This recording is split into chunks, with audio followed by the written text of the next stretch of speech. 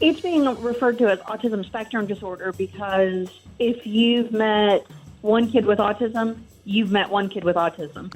I see. It's all so different that, one kid with autism might actually speak. And then there's the kids who they cannot speak. They may never be able to speak, but they are really intelligent and can do stuff. Welcome to Dadsplaining, a weekly chronicle of all the weirdest, messiest, grossest, and funniest parts of fatherhood, hosted by two first-time dads. I'm Jesse. And I'm Brandon. And we are recording this episode on April 30th, 2019. I only bring that up because April is Autism Awareness Month.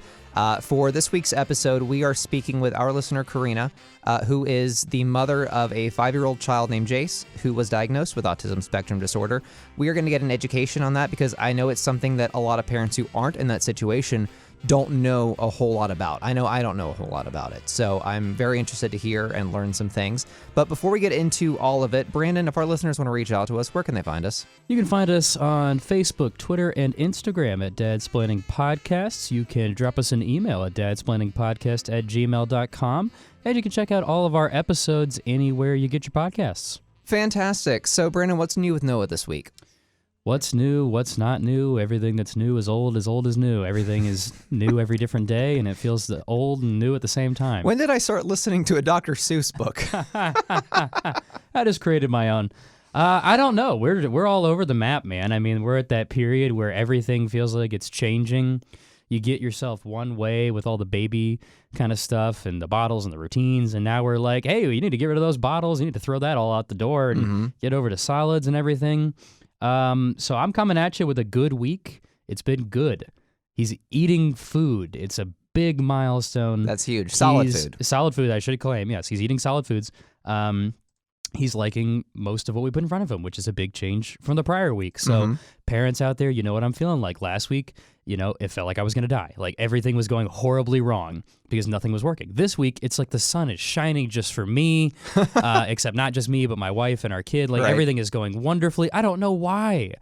That's the answer. There is no why. It just happens this way sometimes. But yeah, everything's feeling great all of a sudden. And I just going to ride that high as much as I can. He's eating, like I said. He's playing in the next kid up room, like a little wobbler room. He's been in the infant room this whole time. Now he's in the wobbler room at daycare a little bit every day, kind of getting in with those kids, seeing what that's like. He really likes it. So we just got to kind of get him fully going with foods and off bottles, and then he can transition. He's like this close to walking. Like if we kind of hold on to him, he'll take steps now. He's like turning corners left, right, and center, and it's just like all over the place, man. That's fantastic, man. It's, babies are so unpredictable. It's like you never know whether they're going to make progress on something or not from one week to the next, and what works well one week may totally go the opposite way the next week. I know David's been that way with what foods he'll eat. Absolutely. And he was like that when he learned to crawl. I know that he crawled on his hands and knees, and then he didn't do it again for like 3 months. Right. So, I feel for you guys, and I'm really happy that he's making progress this week. We're feeling good. We're feeling okay. How are you guys doing this week? What's new? We're doing great. So we haven't recorded in a couple of weeks because basically we recorded a couple episodes in the same week, so we took a week off. But Easter weekend was a couple of weeks ago, and that was David's first family get-together since his ear tube surgery. Right. So, his hearing has improved. He's not feeling a lot of that congestion, and I think the problems with the equilibrium. And he did a much better job around the other kids. He's still clingy to me and his mom. He's still kind of shy at first, but by the end of the get-together, he was running around collecting Easter eggs. He was playing with kids, not just his little cousin, who's a few months younger than him, but also like the older kids who were there. That's great. And he didn't seem quite as nervous about it. And, it's sort of this working hypothesis that my family and I have that he was having trouble hearing because of the congestion in his ears. That everything had a horrible echo to it. And that was disorienting him and making him feel uncomfortable. And that's why he was acting so shy before in situations where there's a lot of people in one room. Could be way off base on that. There's no science behind it. But it seems like that has improved. The other big thing with David this week is he got his first haircut this past weekend. Hey, all right. And it went much better than we feared that it would go. You never know how it's going to go with kids. I mean, the first time that you're chopping something off of them that they, as far as they know, is just a part of them that they can't part with. But he didn't seem to notice, until really he got kind of fussy at the very end of it, because like, who is this woman, with this sharp thing flying around my face? Yeah. But it was really cool, because this is the recommendation I'd make for your kid's first haircut. If you can find one, go to a place that specializes in kids' haircuts. Don't just take them to a Supercuts or a Great Clips. They'll probably do a great job. But what worked so well with this one is that she only worked with kids. Really, she focused on first haircuts. Oh. So she has a TV playing kids' cartoons there in the room. And she even had a Nintendo, like an original NES. Nintendo Entertainment System. Fun. Yeah. Probably for older kids who can play video games. Right. But that kept him distracted. There's fun sounds, there's colorful things. It was even cartoons he was familiar with, like Pocoyo and Little Baby Bum, like stuff you can find on Kids Netflix. I watch all of it. Yeah. Yeah. What? Right. Pocoyo, what a bow? But he did really, really well, and I'll post some pictures to our Facebook and Instagram page. It's an adorable haircut, and the hard part is he looks 3 years older now, so we're having to cope with the fact that we no longer seem to have a toddler, but basically a young adult. Right? Yeah. Yeah. Wait till he actually gets old. Not kidding. So on to this week's topic. We are on the line with our listener, Corina, who has been with us from the very beginning. And she is in the special situation of having a son who is autistic. And we wanted to ask her some questions about it to get an education. So we're going to welcome her to the show. She's on the line now. Hey, Corina, how you doing?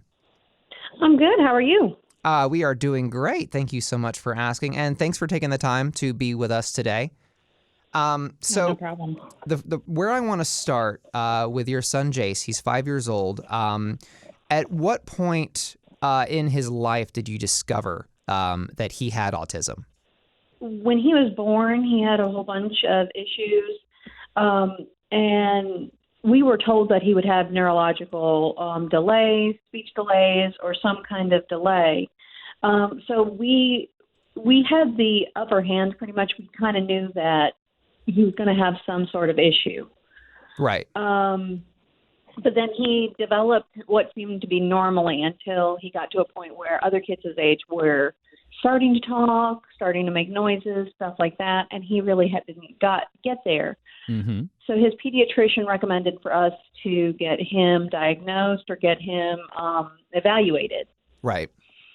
The first time was not very good, and so it took us an extra year and a half until we took him to a neurological or a developmental pediatrician, and that's when he was diagnosed officially with autism spectrum disorder. I see. And what age was he at that point? He was 2.5, almost 3. Okay. So Somewhere in there. If you can, go into some detail with us on sort of what signs you were picking up on. You mentioned that he was developing certain skills slower than other kids his age, right? Right, yeah. He wasn't really starting to talk. Like, at one point he was saying dada, but then he stopped. That's what I've heard called regression, right? Where they'll pick up a skill and then sort of unlearn that, I guess. Yes, and that happens even later on in life for them. They could be 3-4 years old, and they have developed normally the whole time, talking to you, saying, I want this, I want to do that, and then all of a sudden, just one day, they can't speak. Now, I noticed Jesse used the term autism spectrum disorder, which I personally don't really know where we are in naming things, but a lot of people who are probably like me and don't have much experience with this, I just think of autism as a kind of catch-all for maybe something that's any number of different things. Is there a reason why we're kind of referring to it as a spectrum, and there's different ways that this can manifest? Sorry. So it's being referred to as autism spectrum disorder because if you've met one kid with autism, you've met one kid with autism. I see. It's all so different that, one kid with autism might actually speak and have no problem communicating with people, but he more has other behavioral issues like meltdowns or, sensory issues. And then there's the kids who they cannot speak. They may never be able to speak, but they are really intelligent and can do stuff. And then there's the kids who might not be able to do any of it and never progress past the age of 2, but are grown-ups. I see. Now, did your doctors, did they have ideas as to what causes it? As far as I understand, there's no consensus on the cause, but that there are ideas that maybe it's genetic, maybe it's this or that. Did they give you any idea in your son's case what might have led to it? No. As of right now, there's no known cause. I mean, I have family members who speculate because of the conditions of his birth, or, maybe somebody else had it. But commonly it's thought of as genetic. Somewhere in the gene progression in the womb, he got autism. Right. And I guess it would be so difficult to pin down a cause because there are so many different, like you said, so many different varieties of it. Every child's case is different. So, that may be why it's, I guess, so hard to figure out what causes it, because what causes one may not be the cause of the other. I don't know. Exactly. So I know that you have 2 children. So what was different about raising Jace versus raising your daughter? And if you could just start with sort of in the newborn phase, how was that different? Well, newborn phase, there was no difference. Right. Poop, pee, eat, cry, repeat. Right. Yeah, we've all been there. Exactly. Let's say a little bit later on, there really didn't seem to be any difference. I know girls progress differently than boys too, so it's really hard for me to say. But my son, he didn't crawl until he was 11 months. He didn't walk till he was 12 months. But my daughter, she crawled like 6 months and walked at 7. Oh, wow. And I was told that that's a girl thing or somebody who has a sibling thing. It must be, because we both have boys and they are way behind that curve. Yeah. My son, I think also didn't walk until he was about 13 months, I think. Yeah, and that's about, we're at 13 months and he's not quite there yet. He's hopefully any day now, but yeah, it's certainly well beyond the 6-7 month mark. Your daughter just is a rock star. That's awesome. Congratulations for that. Yeah, well, she always is chasing after her brother, so I think that's really what it was. Right, like you said, the sibling thing. So at age 5 now, where your son is, what situations can be challenging for him? A lot of it is behavioral. He thinks differently. He acts differently than somebody who's neurotypical. So, you get him into public, he might not be able to process everything that he sees and hears. And so then he's going to stim. He's going to act a little bit differently to process and handle it. Right. Now, you use that word STEM. You were talking to me about that before the interview this morning. Could you explain that to our audience? What does STEM mean? It is self-stimulation. So, some people tap their legs, some people twirl their hair, bite a pencil, when they're stressed out. When kids with autism stim, they might flap their hands, they might hum and yell, or they might even be to the point where everything is just so overwhelming that they bang their heads on the wall. I see. My son, he hums and yells a lot. Okay. So those are sort of his, like you said, his stems, him sort of coping with that overstimulation.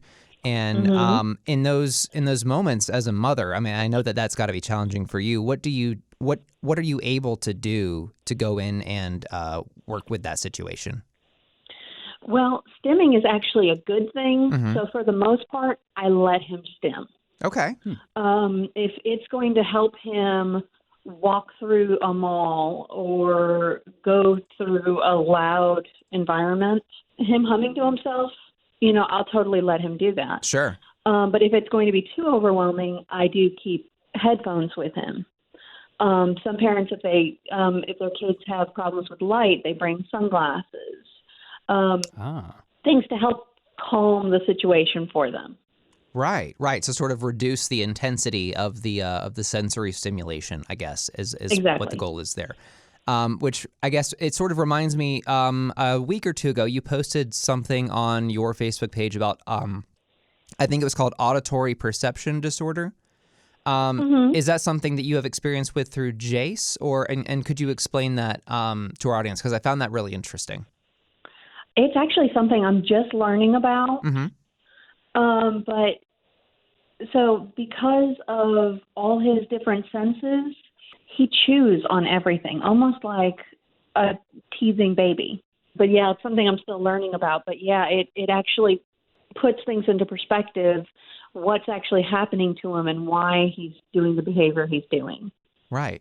Okay. Yeah. So if he is experiencing things more acutely than the rest of us, I mean, that's got to be totally overwhelming. And like you said, that goes back to the stemming, trying to sort of cope with that stimulation.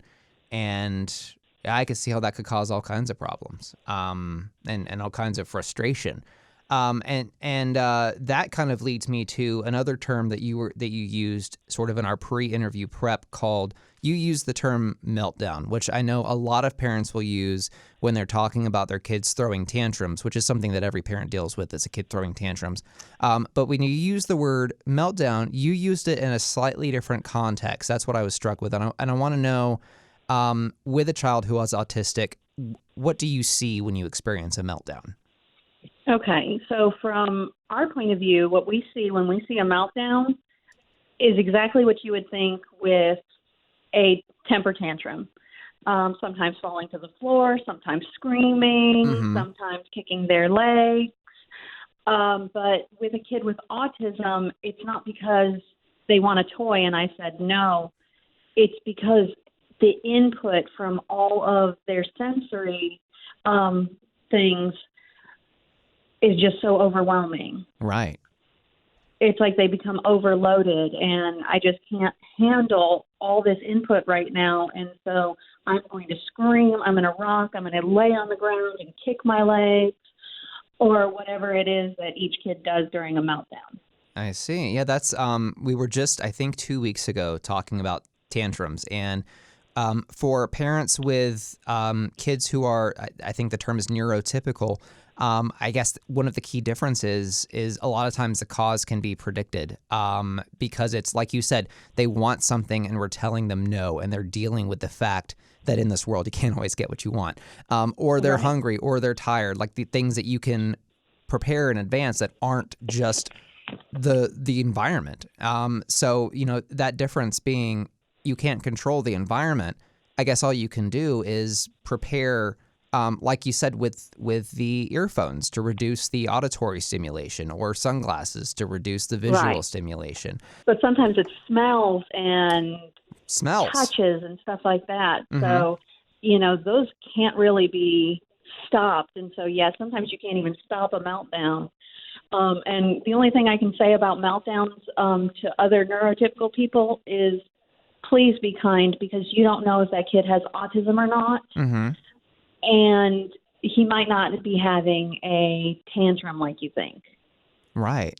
So with that, I want to pivot into popular misconceptions. When we were talking, you mentioned a few things that there was one thing you said that people have said to you before that maybe they didn't mean anything harmful by it, but that, just totally was completely tone deaf, where I think that they said to you, oh, well, aren't we all just a little bit autistic? How does that make you feel? Oh, my goodness. That makes me instantly roll my eyes. And I have to contain myself from getting angry. Right. Because things I have said before, everybody stims in some sort of way. Or, somebody will get overwhelmed, like they have a problem with bright lights, or something like that. And usually it's somebody who's a little bit educated on autism, and they think, oh, well, since we all STEM, we all must be a little autistic. That's what the spectrum really means. Mm-hmm. Yeah, I'm curious. Does it often seem that the comments you get or the perception that other people have when they're interacting with you is that it's like, oh, well, not so much a big deal for you? Like they're almost probably just underappreciating it. I don't know. But maybe with where we are today, people just tend to think that maybe the one or two things, as you said, that they think they know about autism is like, oh, it can be difficult and they're socially awkward, but they're probably highly intelligent.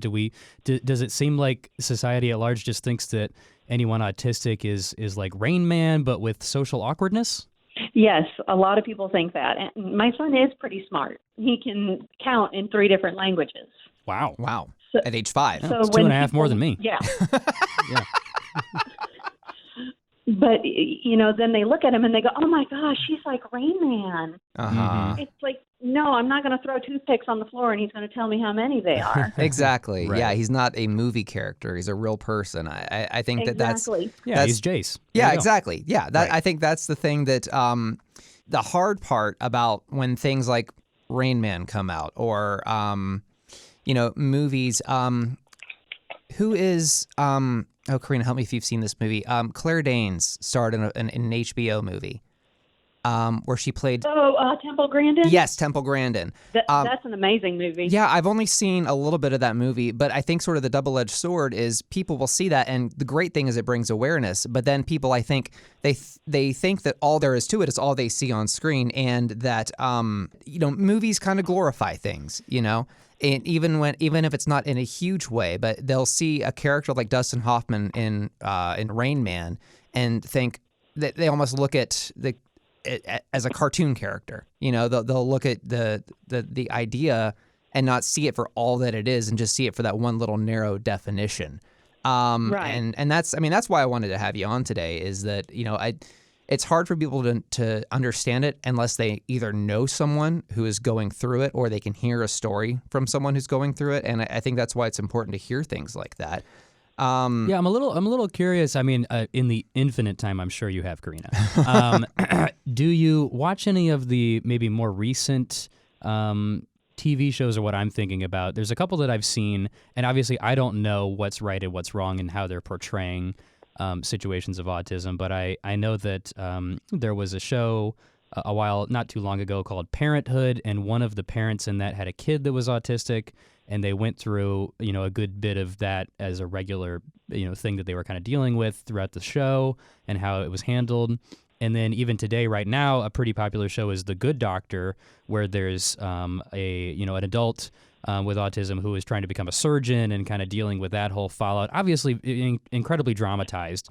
Do you think it's helpful that we're getting these kinds of views? Are they terribly wrong and we shouldn't be watching them? I think they're actually helpful and hurtful. Okay. Like the Temple Grandin movie, The Good Doctor.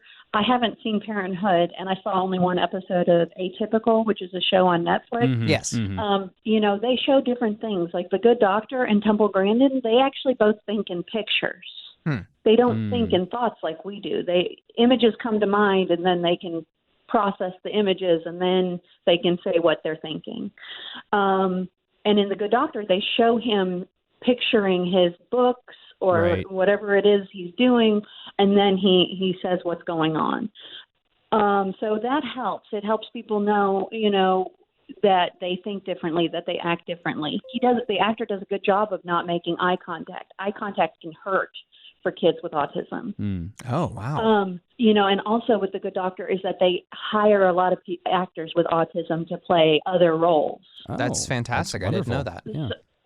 So, I will give them credit for that. But the downside is people think, oh, he's going to be like The Good Doctor. He can be a doctor. It's right. like, well, he may be able to count in 3 languages, but he can't get past his diaper.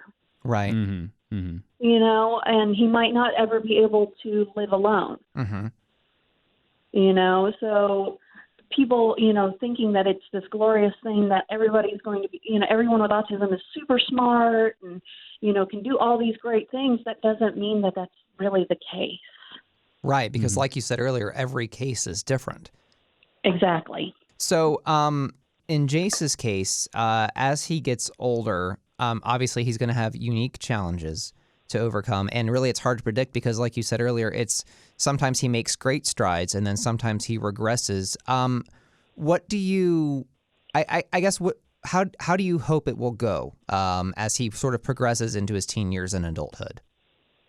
Well, my hope for him is like any parent's hope for any child. You know, I hope that he can grow up, go to college, get a job, find love, have a family, and be able to be completely independent. Right. But it's harder for kids with autism to get there. And, you know, I also pray that he has a long and rich life, which is also not always the case with people with autism. Right.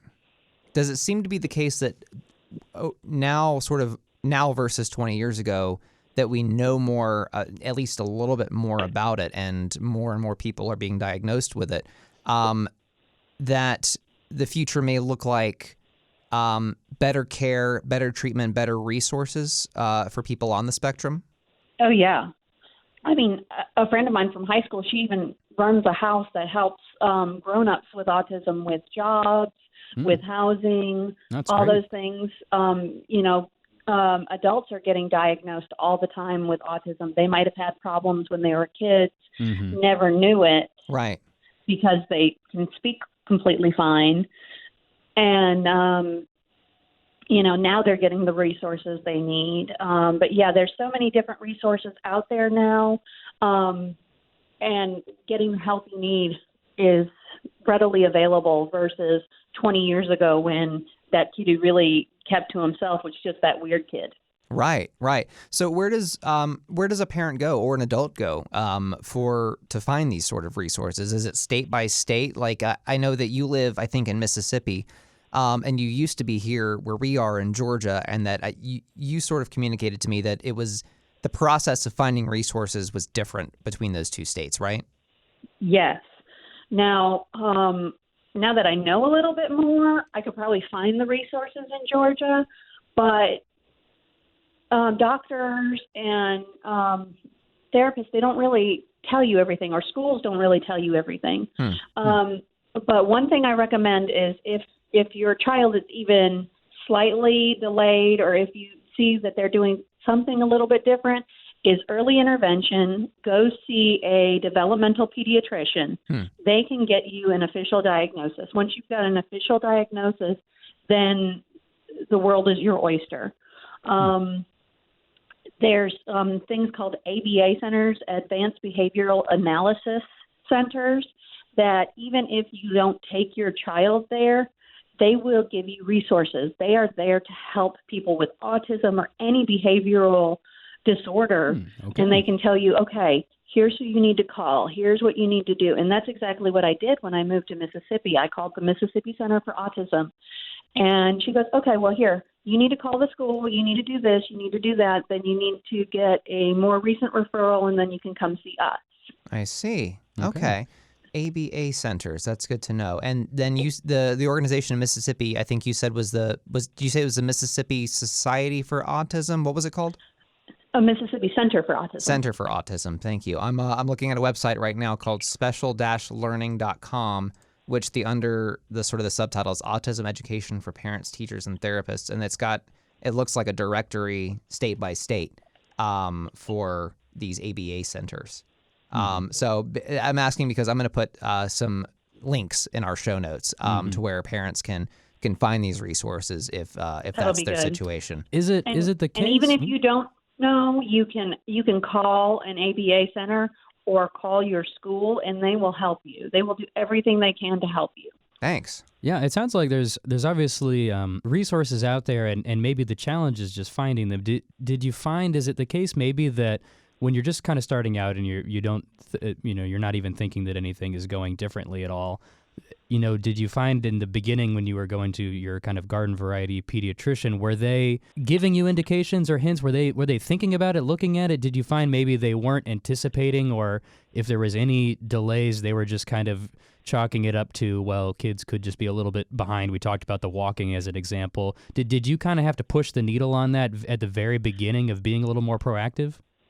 Actually, my son's pediatrician, she recommended that he get evaluated. Okay, no, that's great. So she noticed something that I didn't, because to me he was progressing about the same. Right. Ah, yeah. And you know what it's like being a first-time parent. You're kind of just stumbling through it, figuring it out as you go. Yeah, lucky they're breathing. That's exactly. And lucky that you're as the parent breathing. Right. Yeah. We mentioned this in our last interview that, I mean, basically we don't know what we're doing. There's no instruction book, so we're relying on the advice of professionals.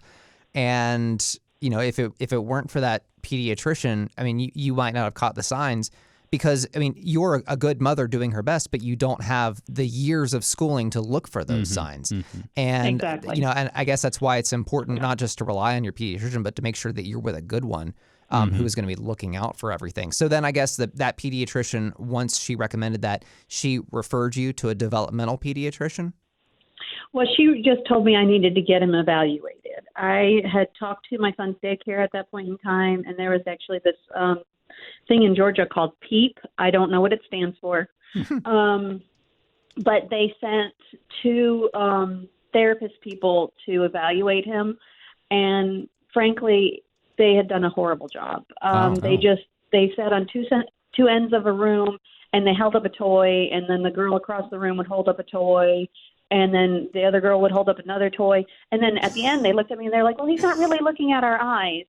I'm like, well, if I was a 1-year-old and you're showing me a bunch of toys, I'm not going to look at your eyes either. Right. Right.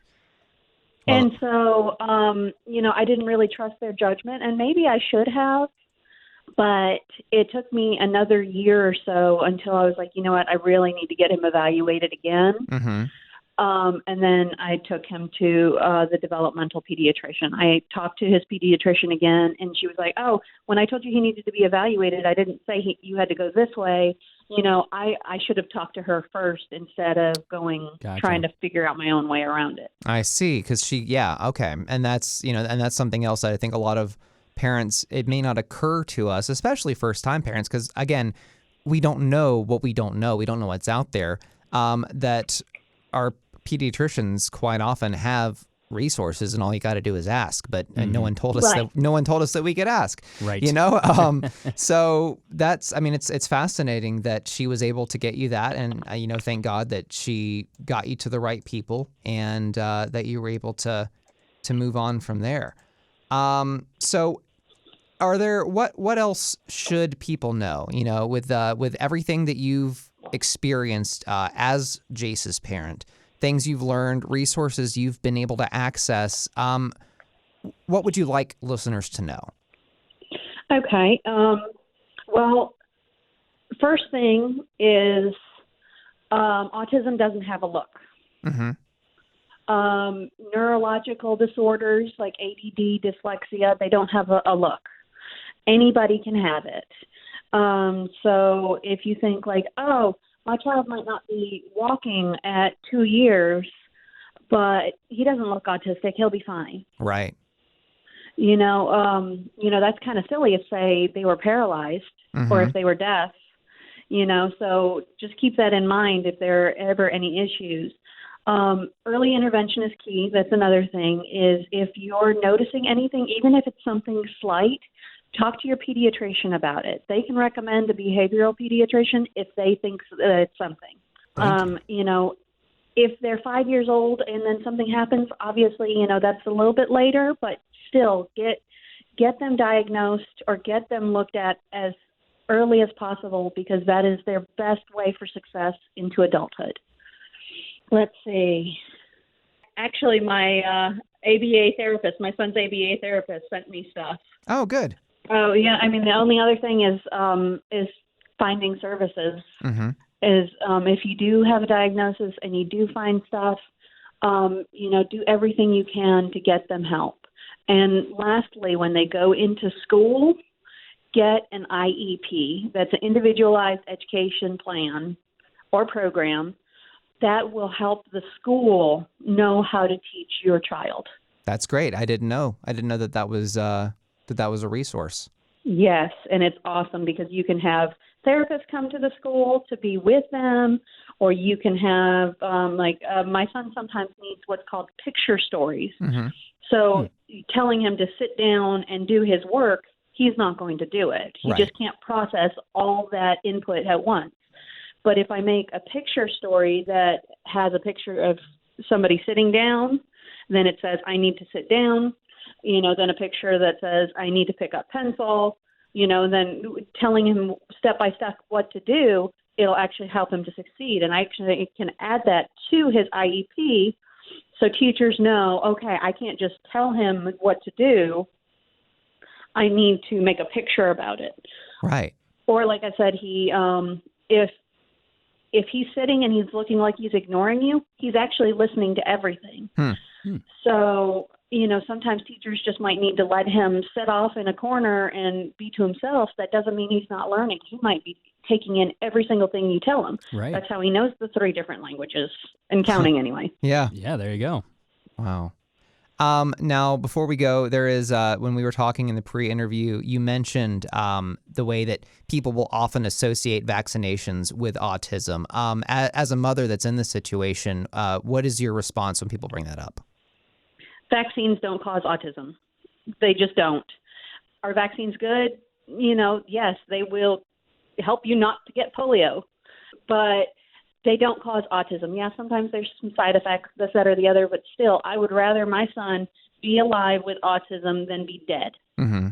But also autism is genetic. We may not know the actual cause of it, but it's genetic. If it's something that occurs in the womb before you are born, how could it be caused by vaccines?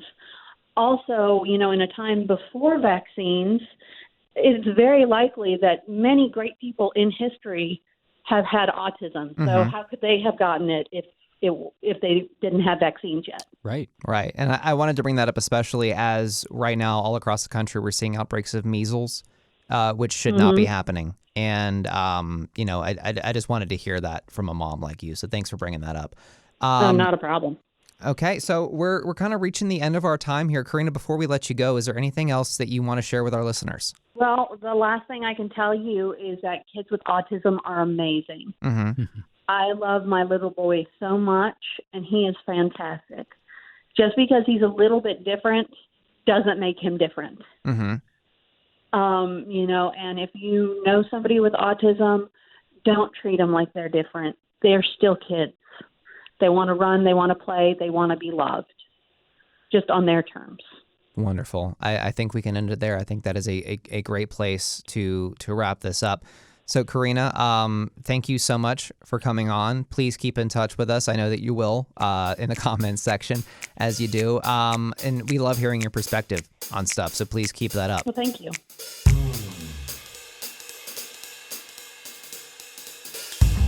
So before we go today, one little thing I wanted to bring up was my wife and I watched a documentary over the weekend. It's been out for a little while on HBO called Won't You Be My Neighbor, about the fantastic Mr. Rogers. Mr. Fred Rogers. And I just wanted to recommend that most of our listeners probably grew up, at least the ones in the United States, watching Mr. Rogers on PBS. He had been on public television since the 60s, all up until the 90s. I know he went off the air. But we were all watching the reruns, and it is such a cool insight into who this guy was, and why he was so passionate about teaching kids the very special way that he did.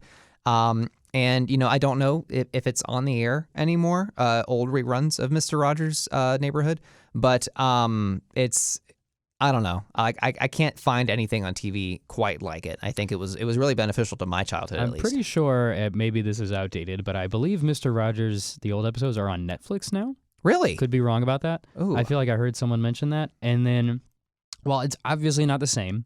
There is now a show on PBS called Daniel Tiger's That's right. Neighborhood. Yeah, that which is obviously it's a character. spinoff, Yeah. and it's about obviously Daniel Tiger, and it's kind of through his world, and everything takes place in the story world that Daniel Tiger lives in. So there's obviously no Mr. Rogers and none of the parts where it's just Mr. Rogers, but it's all in the made up world. Yeah. And it's pretty good. I've seen a couple episodes. Obviously, Noah hasn't really taken to TV yet, which is fine. But I've been trying to watch like a little here and there, and it's pretty good. It's like it's very it's animated, obviously, but it's very bright and colorful. It's maybe a little too much of an aesthetic for me, but I mean, it has some of the trademarks of like the singing and the little songs, and they use a lot of the similar kind of catchphrases. Any catchphrase he had, they use those same kind of ones. Like just the other day, there was an episode that had a nice little song where it was like about helping others. Yeah. Sounds like such a basic concept. But pitching that to a kid can be difficult, teaching them how to help others. And it was like, helping others makes me happy too. And it was like, helping you makes me happy too. Okay. And so it's like incredibly catchy. Yeah. And then at the same time, you're like, oh, cool, I should help out my parents with my sibling because I'm happy when I make them happy. Yeah. And there you go. This documentary, the only thing I would say is if you've got young kids, there's a little bit of foul language in it. They bring up a couple of the very funny, in my opinion, parodies of Mr. Rogers over the years, like Eddie Murphy's, I think, Mr. Robinson's Neighborhood on Saturday Night Live in the 90s or the 80s. And it just really the way that Fred Rogers responded to that in his very Fred Rogers way. Very fascinating stuff. A lot of lessons in there for young parents and a whole lot of nostalgia and reminiscing. So if you're looking for something to watch this weekend and you've got HBO, that's what I would put on. So that's going to do it for this week's episode of Dadsplaining. Once again, Brandon, if our listeners want to reach out to us, where can they find us? Please give us a like, a follow, share some of our content if you can on Facebook, Twitter, or Instagram at Dadsplaining Podcast. You can send us an email at dadsplainingpodcast@gmail.com. If you want to check out any of your episodes, you can get them anywhere you get your podcasts. Fantastic. And while you're at it, do us a favor, leave us a rating, preferably a 5-star rating, and a review. Tell us what you like. Tell us what you don't like. Tell us what you'd like to see more of. That sort of one-to-one interaction that we're doing with parents has been my favorite part of this podcast, besides actually getting into the stuff with Brandon. I think it has been so cool. We've talked to listeners in South America, in Europe, from all over the place that are getting something out of this, and we couldn't do it without you guys. So do us a favor, share us with your friends. So Brandon, what are we going to talk about next week?